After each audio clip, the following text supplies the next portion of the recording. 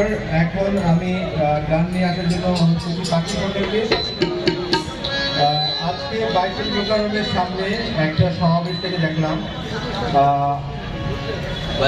আলেমদের একটা গ্রুপ দাবি করতেছে যারা বাউলদের উপর হামলা করছে, আবুল সরকারের বক্তব্যে হামলা করছে, তারা তাদের কেসটা যদি পরে নিচ্ছে সরকার